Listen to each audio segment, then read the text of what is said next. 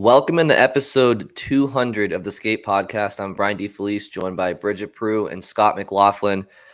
Well, if it couldn't get any worse for the Bruins this postseason since being eliminated, not only did the team that upset them in the first round make it to the Stanley Cup Finals, but old friend Bruce Cassidy seems to be doing just okay after being fired last year because now he's off to the Stanley Cup Finals with the Vegas Golden Knights. So we have Vegas versus Florida in the Stanley Cup Finals. What are your initial takeaways, Bridgette and Scott, on that matchup and the storylines that it brings upon us? I mean, it's certainly interesting. It's, two teams that haven't won a cup. Vegas obviously got their first year and, other than last year, have been a playoff team every year, but looking for that first win and obviously the local angle of Bruce Cassidy, after coming up short in 2019, not winning one during his time in Boston, going for it. Florida, they only made it there once way back in 1996. So, Florida, look, like it's a market that kind of always gets mocked. They don't have the best regular season crowds, but they obviously come out in the playoffs. If people have watched their games, whether Bruins series or anything since then, they've had some great crowds down there. So, two untraditional markets, but I'm sure Gary Bettman loves that. He loves, expansion teams, Southern teams succeeding because that's sort of a big part of his legacy. TV wise, I'm sure, it's not going to be great. Vegas, pretty good TV market, but Florida Panthers, not so much. I think it's going to be interesting because it's two deep offensive teams. So I feel like we could get some exciting games. Like it could be pretty high scoring, but both teams have also had goalies who have really stepped up. Bobrovsky's been on fire. Aiden Hill kind of emerged from what was like a 3 or 4 man rotation platoon in Vegas, and he's sort of taken the ball and run with it and been the hot hand. I was looking at into some numbers, and it's there's just some weird stuff where you're like, huh, like you wouldn't really expect teams that have come this far to have glaring flaws, but Vegas, their penalty kill has been awful this postseason. It's 65%. Florida's power play has been very good, so you look at that as something that could swing the series. Florida defensively has not really been great. They've given up 37 shots on goal per game. Now, some of that's skewed a little bit by the fact that they've played a bunch of overtime games, but you kind of feel like if Bobrovsky doesn't stay hot, doesn't hold up at the level he's been at, that could be a recipe for trouble against a team that's as deep offensively as Vegas is. So those are kind of my initial thoughts. It's just I think it could be a pretty exciting series. I think there should be a lot of chances, a lot of goals. So maybe not big markets, but could be pretty entertaining hockey.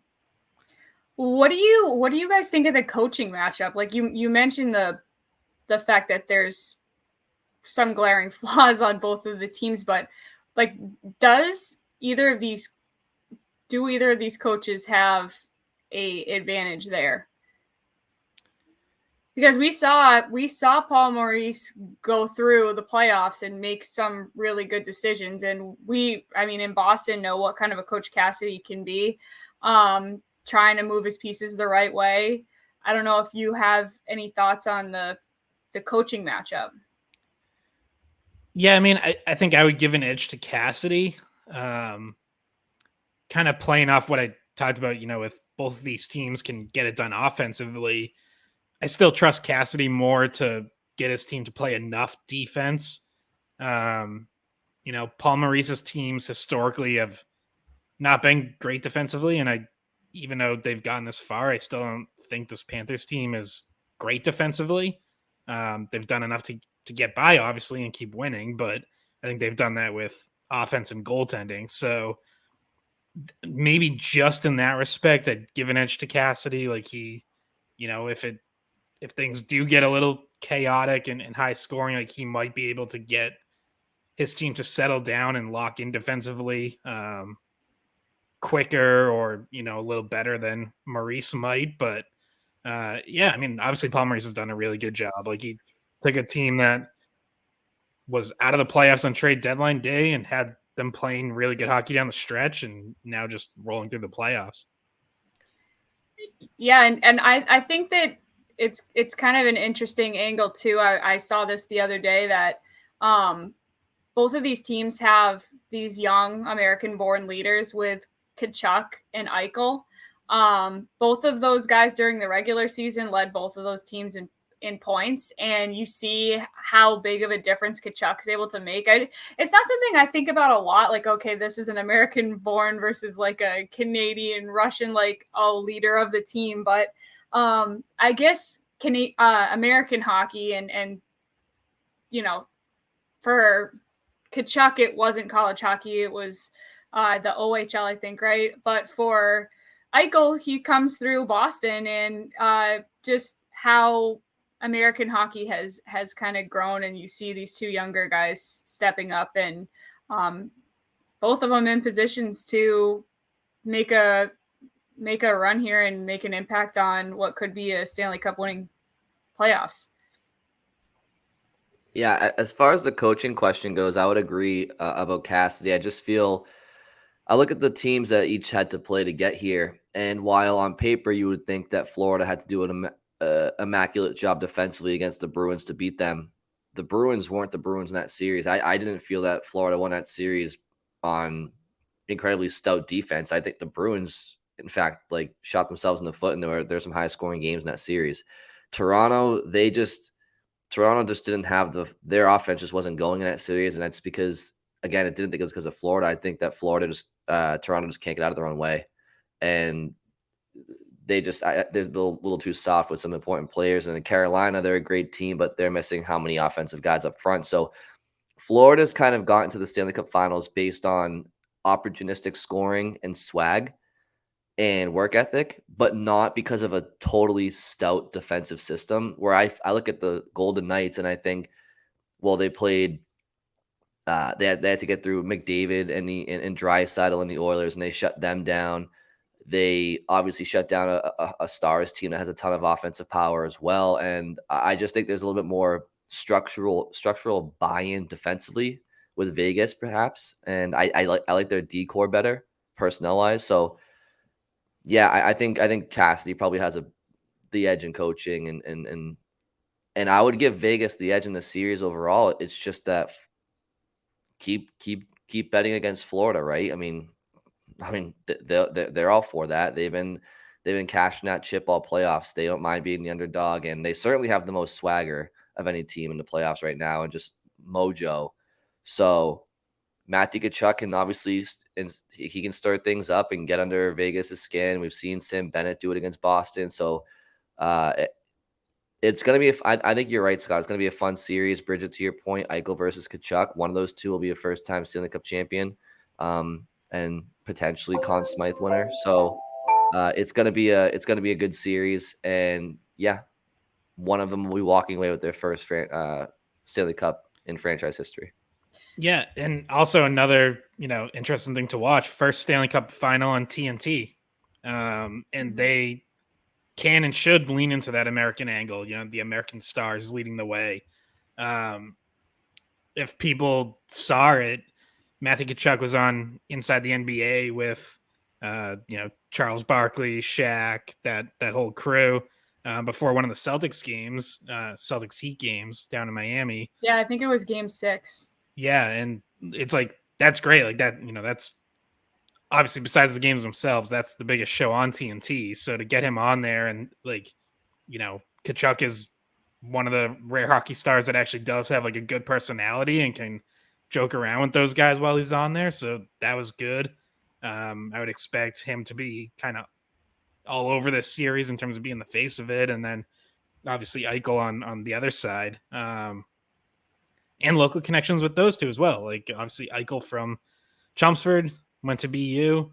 Tkachuk, his dad is from Boston, went to BU. Keith Tkachuk, brother Brady went to BU. So, pretty big series for the Terriers family as well. But local connections with the Scott family, with both of those that's guys. Scott's Yeah, family right there. yeah. It's funny, like when I was watching. I mean, obviously, we don't want to talk about the Celtics, but it's so funny to see Tatum and Tkachuk in the same class. I'm sure you guys have seen that video of them when they were like, I don't know, they look like they're like 14 or 15 years old. They were young, and it's just weird that they both went to the same school and were like friends. And then they both were, both of their teams were making deep runs. Both the guys were high draft picks, first round draft picks in their sports. And it was just kind of funny to see that. But to one of Brian's points, I think this was your point. One of our comments on our YouTube last week about the Panthers was that they're a silly team. Like, it was basically, he was saying they're not complete. It's silly. Like, this is just silly. Like how they've been able to do this with an incomplete team, so to speak. Yeah, I mean, I we've touched on it before, but like they basically don't have a fourth line, or at least not one that accomplishes a whole lot of anything on the ice. I really still don't think it's a great defensive core. Like, the left side of Forsling, Mark Stahl, and Josh Mahura shouldn't really be good enough to go on a deep run. But if you get enough other things clicking, like Matthew Tkachuk, taking over as a star and really leading the way. Yeah, but see, goaltending, Sergei Bobrovsky being great. It's like, sometimes you don't need a whole lot more beyond that. Like, it only takes a few guys like really just having terrific runs to kind of take over, and then obviously you need some luck. I mean, they're 6-0 in overtime games. Like, you don't expect that. You expect to lose one or two of those at some point, but they haven't. So yeah, if everything else kind of comes together, you can overcome not being a complete roster. It's just that usually it takes a complete team effort to win a Stanley Cup. So when you do just rely on a few guys, not that they like solely rely on Tkachuk, but he's been a huge part in how they've been able to win, especially some of those overtime games. And Bobrovsky, obviously a different story being the goalie, but usually you need a pretty full team effort to make it this far. And we'll see if Vegas is a team that can actually take advantage and pull that apart a little. Vegas has also been a high scoring team. And they obviously had that series extended against Dallas. They almost had a chance to sweep the same way that Florida did to Carolina, but could be, an interesting series because I think both of these teams can score, and the defensive parts of their team are not as strong. So it will make for an interesting final, unless we see another game out of Bobrovsky where he pulls off his shutout and he just has an incredible game. So that series is going to be pretty interesting. Yeah, and again, I think it's reaffirmation as to just how colossal of a collapse it was for Boston, because the Bruins had depth out the wazoo. They were deep at every position, every line, every D pair, healthy scratches, in goal. They had everything that Florida didn't have on paper. But Florida brought some intangibles that you can't see on a game day roster. And that's why they get all the credit in the world, and that's why the Bruins should be hanging their heads until I don't know, forever. So yeah, Florida's not the stereotypical Stanley Cup roster. We've talked about that for almost 2 months now. But you know what? Don't tell them that. So again, Vegas does have a cup roster, I think, in the opinion of us and many. So we'll see if Florida can once again pull it off. I mean, I hate to be that guy, but I would bet against Florida in the series. I do think Vegas is probably going to win the Stanley Cup Final. I don't know if you guys had a quick prediction on who wins. Yeah, I'll say Vegas in 7. Like, I think it could be a long series, but I do think Vegas is, a little bit more of a complete team. But it's close. Like I mentioned, what happens if Bobrovsky goes cold? Well, what happens if Vegas's goaltending falls apart again? Because there have been several stretches this season where they have not gotten very good goaltending and have really, really struggled to find the guy. So, I don't know if I trust Adin Hill staying hot for a Stanley Cup final. That's a guy who didn't have much of a track record, was kind of just a backup bouncing around. So, that could doom them. But I'll take Vegas in 7. I think that's more likely that Hill goes quiet rather than Bobrovsky at this point. But I agree with you, Scott, because I don't think either of these teams would ever roll over. So it's going to be a long series. I think we've seen that the Panthers can push and extend series even if they get in a hole early. And we've also seen them play from out in front of series and just bury teams. But I do think it's going to go 7. And I do find that I like Vegas's team better.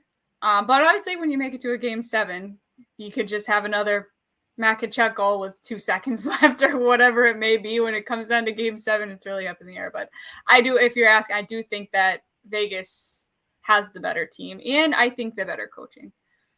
So, Bridgette, you mentioned Matthew Tkachuk. Scott, would you like to, at this point, bring up a question that I think it was Scott and Lowell sent to us? Yeah, well, so I was just thinking about that, and I feel like it's popped up a couple times, but obviously Florida has benefited greatly from the trade to get Matthew Tkachuk last year. He did completely change that team and has stepped up in the playoffs, and they had to give up a lot to get him. They traded Jonathan Huberdeau, Mackenzie Weegar, I'll say like a mid-tier prospect. The prospect wasn't much, and a first-round pick. If you look back, in theory, like the Bruins are another team that could have been in the position to consider that trade. And it would have been David Pastrnak involved because Huberdeau had 1 year left. Pastrnak had 1 year left at that point. Obviously had not yet signed his extension last summer. Tkachuk was the restricted free agent. I think Pasternak's better than Huberdeau, so you probably wouldn't have had to give up as much in addition. But I'm just curious because I feel like other people have, maybe even at the time, but certainly now have said, the Bruins should have done something like that. Do you guys think, go back to last summer, with hindsight, should the Bruins have traded David Pastrnak for Matthew Tkachuk? With hindsight, definitely in hindsight, they should have done it if they couldn't have extended Pasta this season. Then this would be like a no-brainer. Yes, obviously, you should have gotten some value for Pastrnak when you could, but the fact that Sweeney was able to sign him during the season makes it a different conversation, and it kind of makes it more about just whether or not you like Pastrnak better than Tkachuk for the long haul.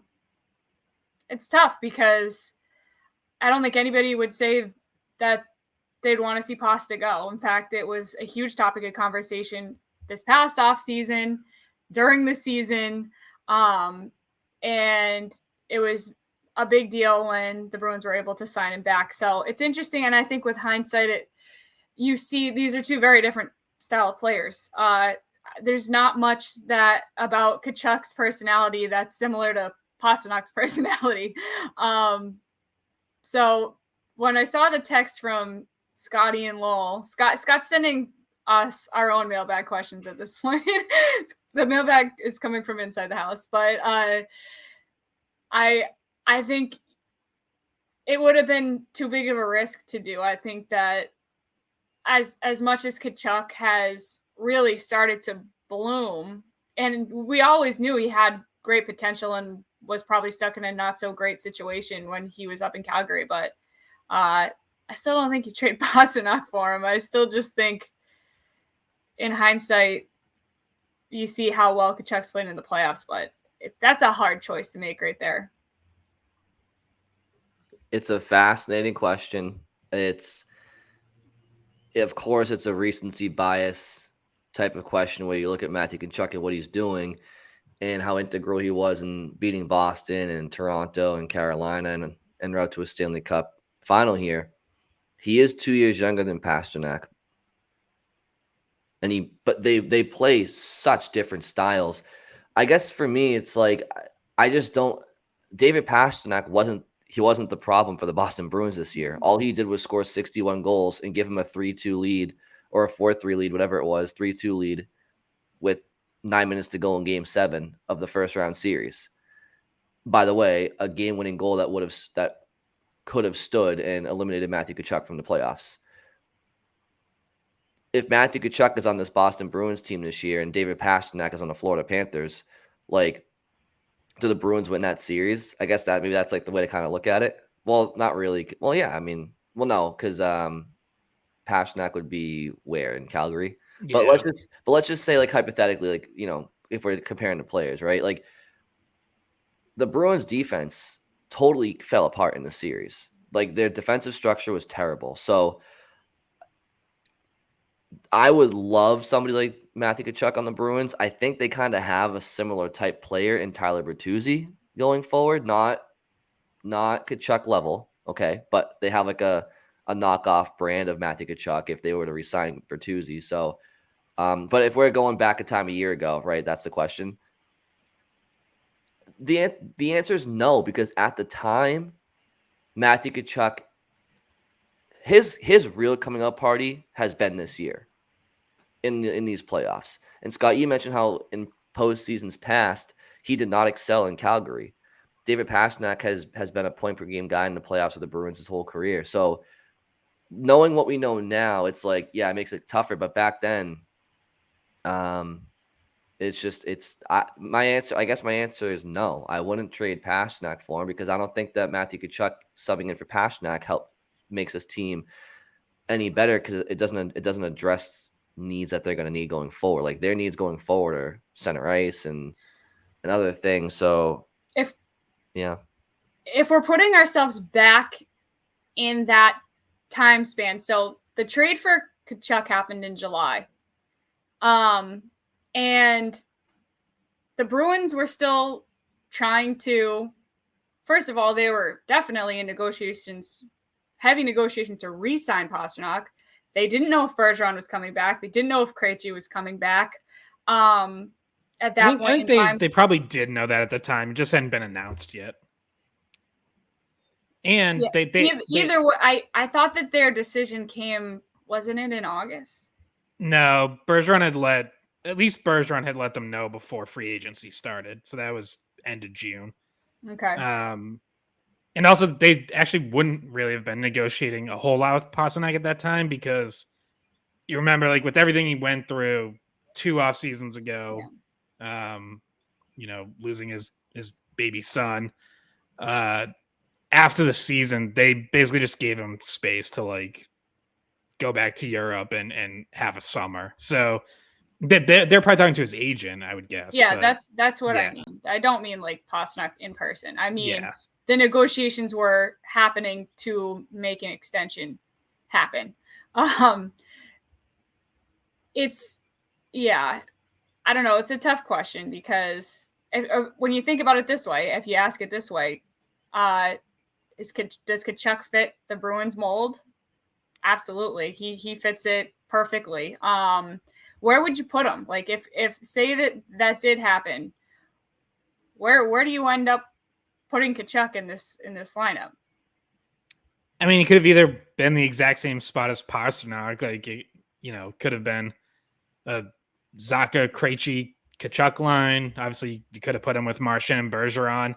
I think he's kind of a player who fits anywhere, honestly. Like, you look at what his line has been in Florida, and he's always been the one carrying. Like, he rarely has been on a line with Barkov. It's always been with Bennett, and then, either Verhaeghe or Luostarinen or Nick Cousins or whoever on the left wing.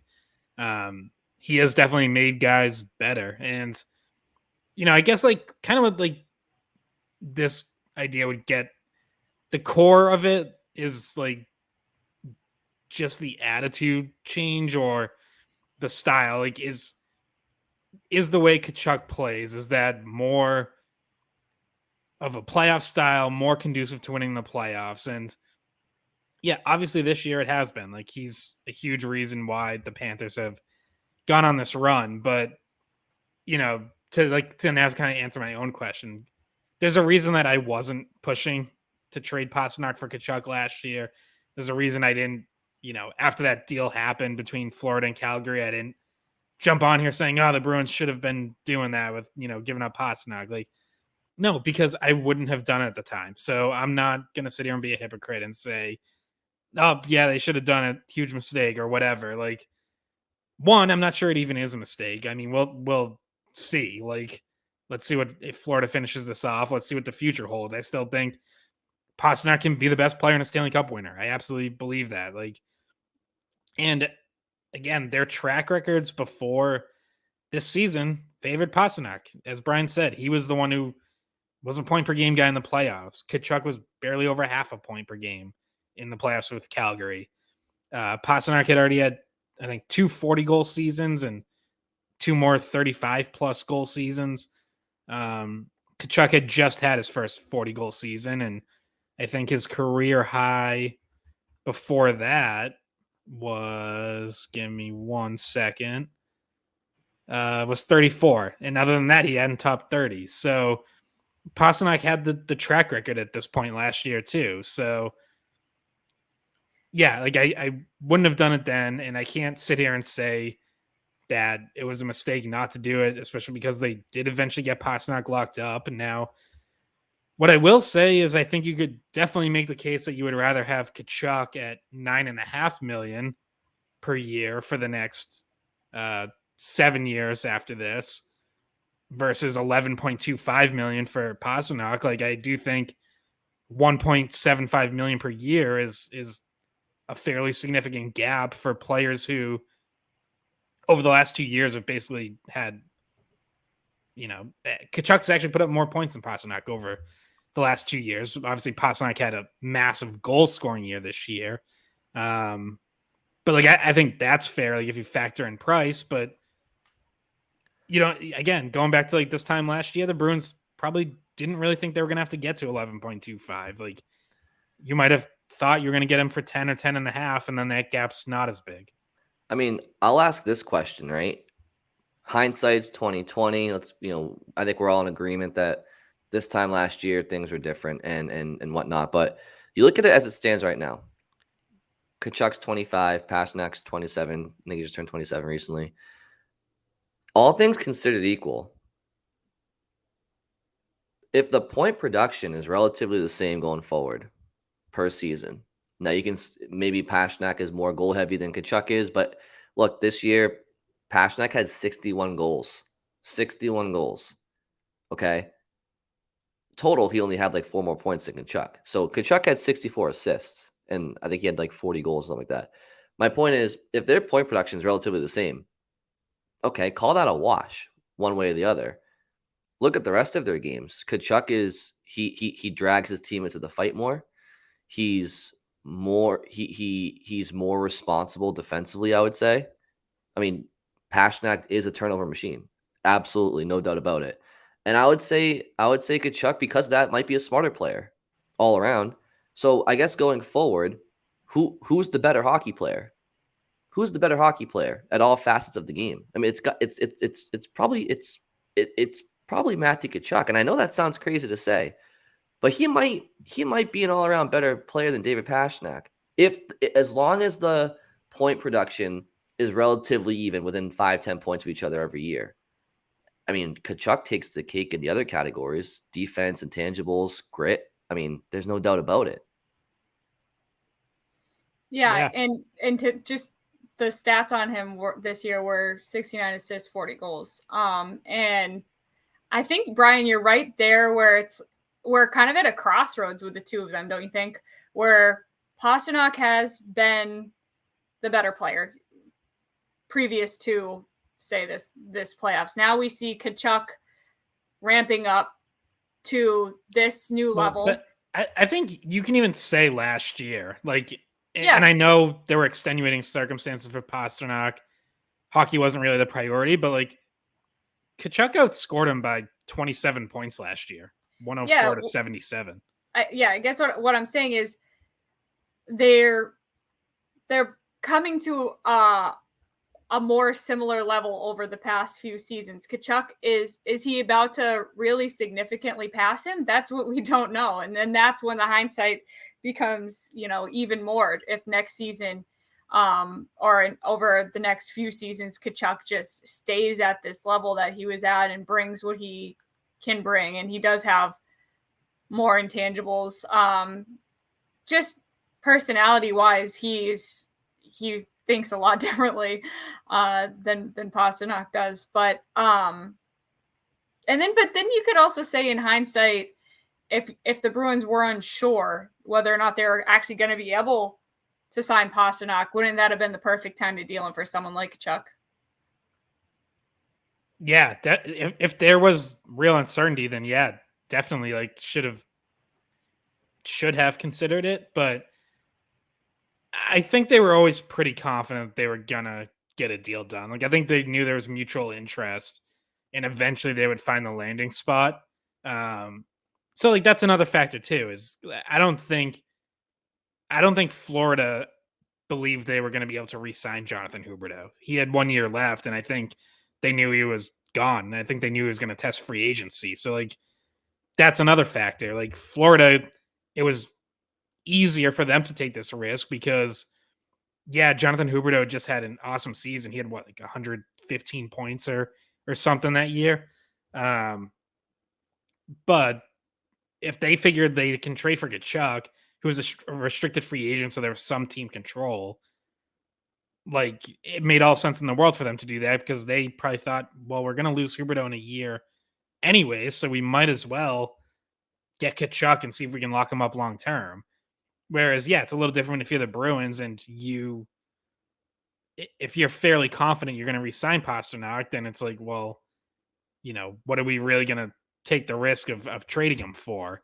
Whereas if there was any uncertainty, then obviously, yes, it becomes more of a possibility and more of something that, they would have had to have considered. And don't you think too, not to go down this road too long because we have other things to talk about, but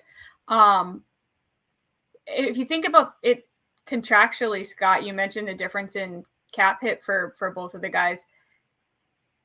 The contract that Tkachuk's under just gives the team that extra amount of flexibility to do other things with too, which can be a difference in trying to put together that complete roster at the end of the day. So Pasternak's contract does handcuff the Bruins more than the deal that was able to be made for Tkachuk. And you could probably make the case that Tkachuk should be making more, but you got him for the contract. You got him at, was it 9 million? 9.5, which 9.5 is honestly like already one of the steals of the league, given what he's given Florida in 1 year. And I mean, if he keeps it up, then it only looks like even more of a steal going forward. Yeah, and so then you have a competitive advantage in that way too. When you're building a team around that, you have a little bit more flexibility to add around him, as long as you don't end up with an equal amount of stupid contracts on the books. So what would we decide to go to here? I think we've probably discussed enough about that hypothetical situation. I don't know if we even gave like real clear, concise answers. I think we all kind of were like, we don't really know. But I guess really more it's just in hindsight, we all the agree. merits of it and to say that it was a closer call than people had thought of. Like, I would not have done it last year, and I don't like contradicting myself because I feel like I try to make sure I think through my takes at the time, and I wouldn't have done it last year, so I'm not going to sit here and change my mind now.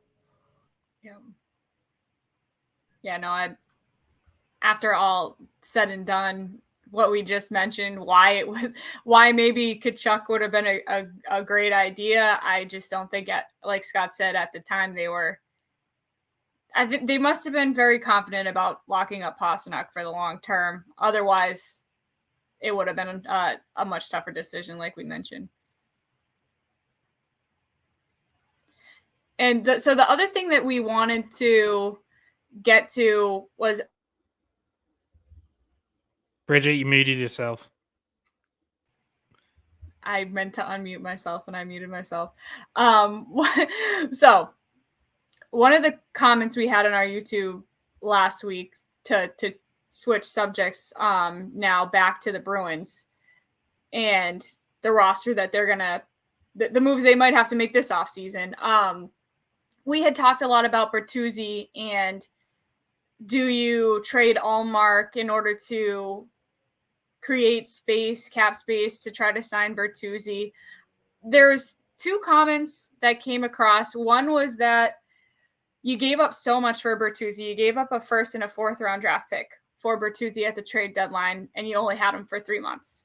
But then comment to that underneath that was, well, think about it. If you have a goalie that is as good as Ullmark is when he's healthy, that kind of a player could steal a playoff series. That kind of player, a goalie getting hot, could win you a Stanley Cup. Whereas even if Bertuzzi's playing at the peak of what he can possibly play, probably his individual effort doesn't win you a cup. So just a little bit of comments and things that were added to the discussion about the Bertuzzi and Ullmark topics that we talked about last week.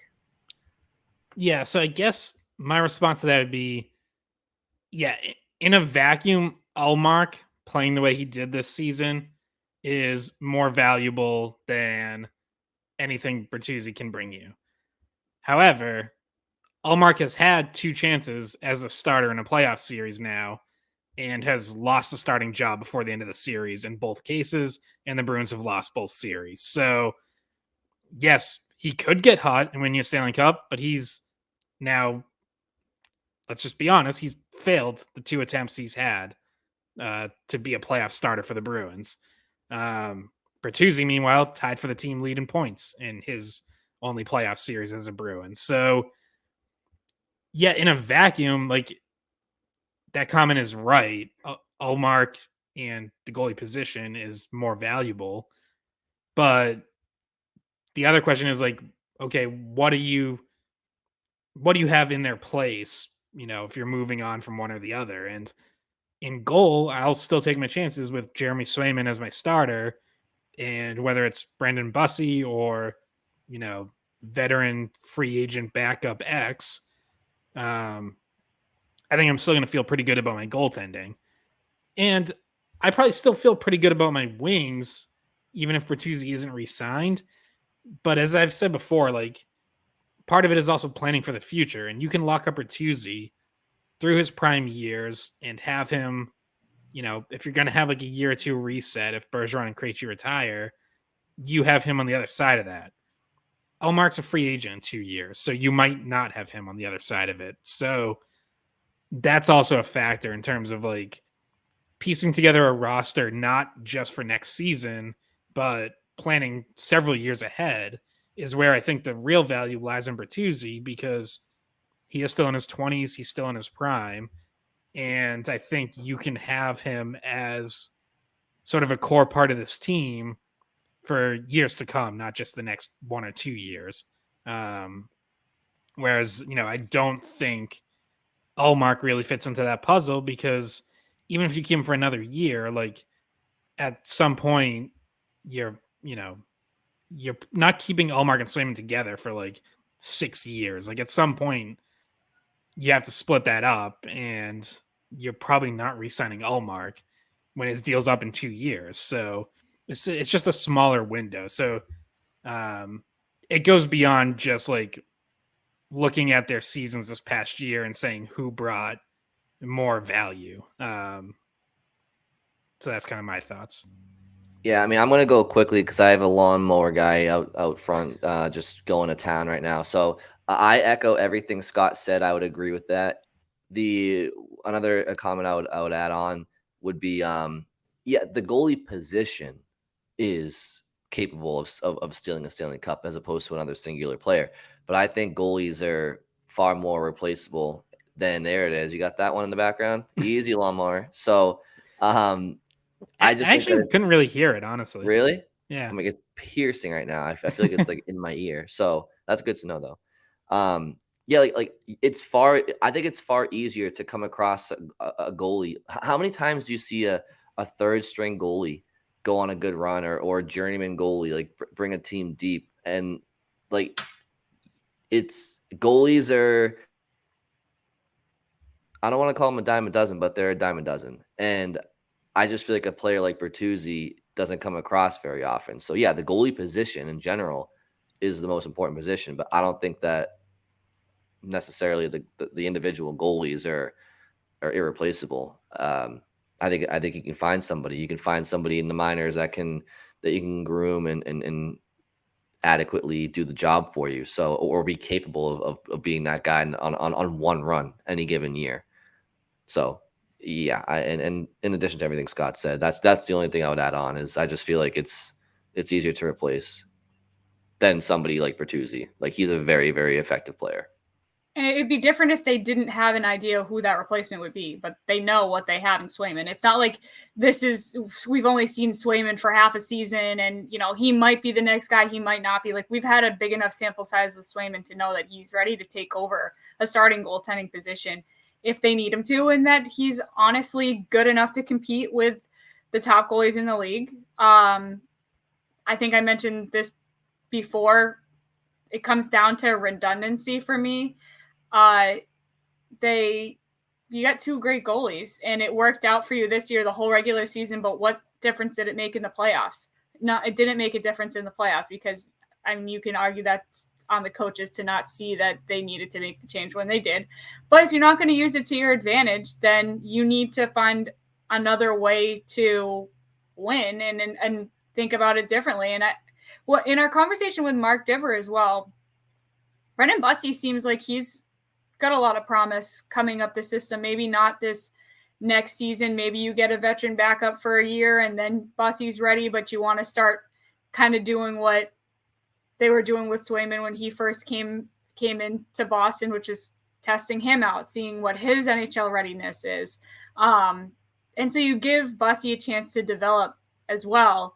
If you go with Swayman as your number one, open up cap space with Ullmark and start rotating, seeing what your next tandem might be with Bussi and seeing what you have there. So, yeah, while the point is taken that a great goalie can win you a series or a Stanley Cup, they also have to be mentally tough enough for the playoffs. And Ullmark hasn't made that case for himself yet. I honestly think Swayman might be the more mentally tough of the two of them. He seems to get over things pretty quickly. He's kind of got that short memory. I know all goalies say they have, but you can actually see that those things affect Swayman less, I think. To get to the Bertuzzi half of it,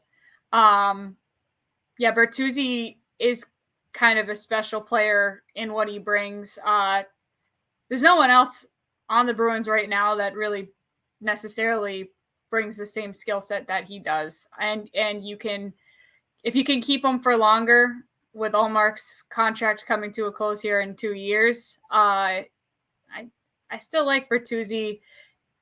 Even if you have to trade Ullmark, I still think that's the move. I think that your best trade option in the offseason is Ullmark. It's just because of the value that he has right now.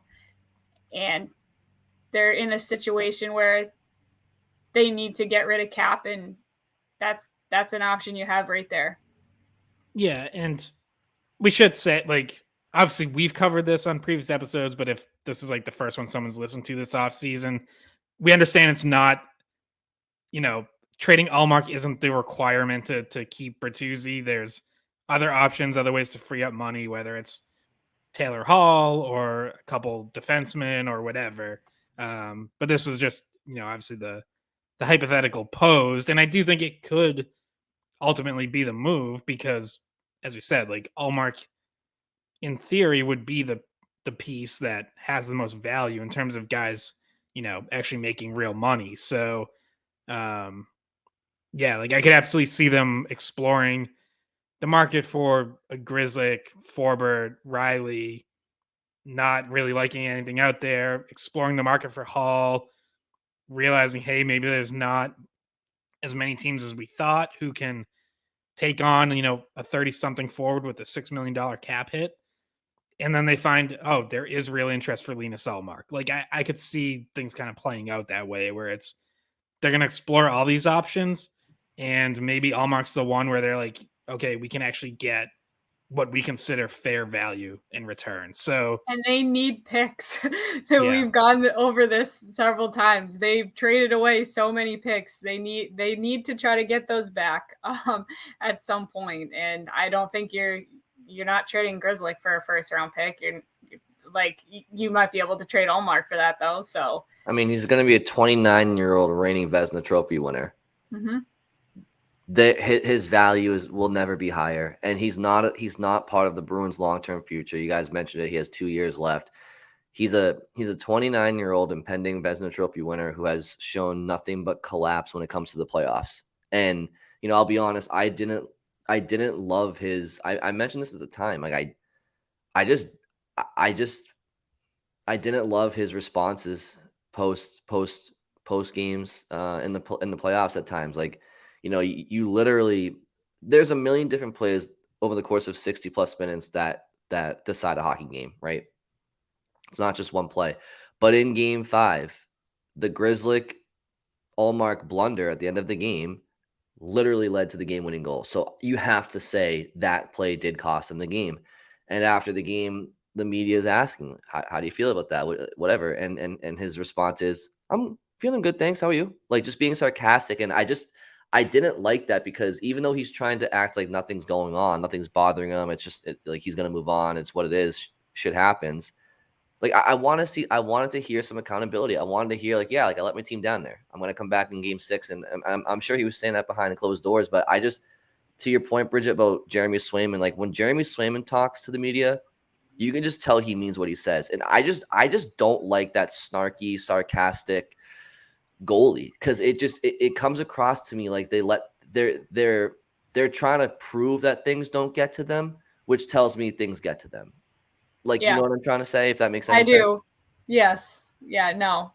I know exactly what you're saying, because we see it when we talk to the guys. And Swayman probably comes out, if something like that happens to Swayman, he probably comes out and says, I really let the team down, and really like reflectively immediately after would be saying, like, I putting the blame on himself, because he's not going to want to blame other people. Like, and then I can see him rebounding from it a little bit better. Like, I don't know, he's a more mentally tough person, I think. And you need that in a goalie.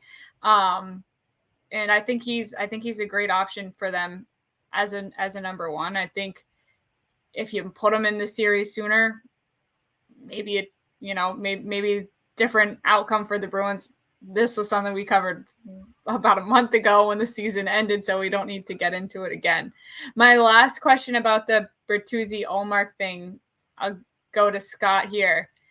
Timing wise, Bertuzzi free agency will open. Bertuzzi's obviously going to test the market. He is going to raise his value.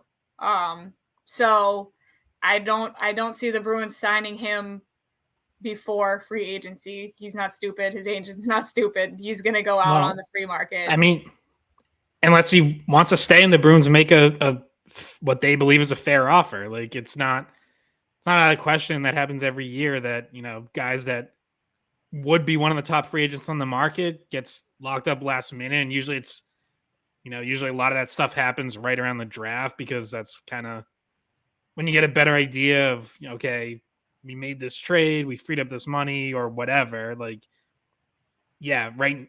Bruins couldn't do it right now, but if or when they, potentially trade someone leading up to the draft and during the draft, like, you could see them turn around in the, couple days in between the draft and the start of free agency and get something done. Like, if,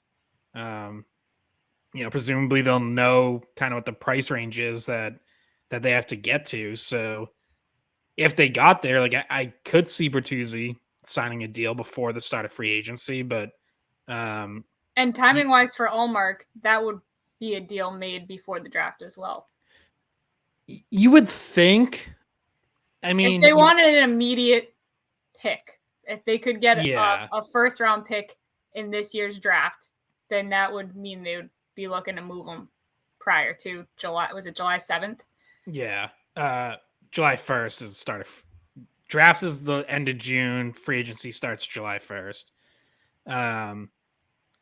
Yeah, I mean, you do see some deals get done after the draft, like that big Tkachuk Huberdeau trade that was after the draft, and there was a first round pick involved in that. It just was the next year's first round pick. So, for the Bruins, like they don't have a first round pick next year either. So I think getting that would still be of value. Either way, like unless you're getting like a really high pick, which I don't think is probably in play. You're not drafting someone who's going to make an impact this year anyways. So, you'd probably prefer to get a first round pick this year. I will just say straight up, like, I don't know enough about next year's draft class to know if it's considered stronger or weaker than this year's. Have not had a chance to look that far ahead yet. But I think there would still be value to them of getting one next year because they don't have one next year either.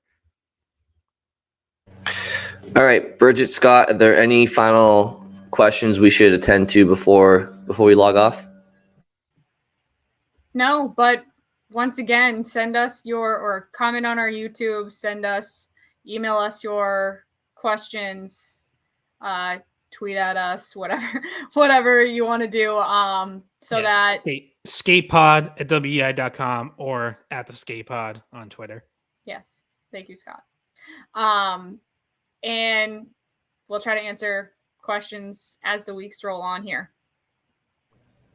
Very good. And again, keep your eye out for Bruins news this weekend because I'm going to be away and stuff tends to happen when I'm away. So very good. All right. Well, thank you all for listening. Enjoy the Stanley Cup Finals, and we will talk to you very soon. Hey guys, thanks for watching the Skate Podcast. If you want to see more of our videos, visit our playlist. Not in front of a screen, you can listen to us on Spotify, Apple Podcasts, or wherever you get your podcasts. Don't forget to follow us on social media. And if you enjoyed this video, please don't forget to give us a thumbs up, subscribe to our channel, and leave a comment.